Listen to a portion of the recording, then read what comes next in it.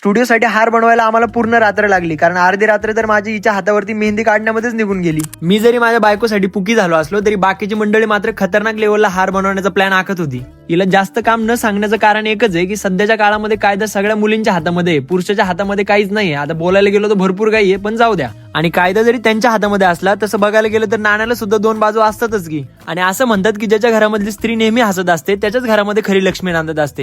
आणि शेवटी लग्नानंतर मुलींचं पण छोटसच विश्वास असतं, नवऱ्यापासून चालू होतं आणि नवऱ्याजवळच संपतं. मी तरी माझ्या जवळच्या व्यक्तींना मला जेवढं खुश ठेवता येईल, जेवढं हसवता येईल तेवढा मी प्रयत्न करत असतो. असो, लक्ष्मीपूजनाचा दिवस होता आणि एक लक्ष्मी दुसऱ्या लक्ष्मीला पूजायला बसली होती. आणि बघा ना, दिवस किती लवकर बदलतात नाही. मित्रांची साथ असली की सगळं काही सोपं होऊन जातं. मागच्या लक्ष्मीपूजनाला मला व्हिडिओ काढण्यासाठी फक्त एक मोबाईल होता आणि या वर्षीच्या लक्ष्मीपूजनाला एवढे कॅमेरे पूजायला ठेवलेत की कुठल्या कॅमेऱ्याने शूट करायचं हे सुद्धा कळत नव्हतं. आम्ही दिवाळीचे फोटो पोस्ट केले, ते सगळ्यांनी लाईक केले, पण ते फोटो काढायला किती मेहनत केली हे आमचं आम्हालाच माहिती. आणि या वर्षी सगळ्यात आनंदी आणि सगळ्यात दुःखाचा क्षण एकाच वेळी घडलाय. बायकोने पाडव्याच्या दिवशी मला ओवाळलं आणि थेट माहेरी निघून गेली. मग मी विचार केला, ही जर हिच्या माहेरी निघून गेली तर आपण पुण्यामध्ये थांबून काय फायदा आहे. मग मी सुद्धा गावी निघून गेलो आणि बाकीचा सगळा वेळ मी माझ्या फॅमिली सोबत स्पेंड केला. ऍट द एंड हा व्लॉग कसा वाटला मला कमेंट सेक्शन मध्ये नक्की सांगा. मी तुम्हाला पुढच्या व्लॉग मध्ये भेटतो. चला, बाय बाय.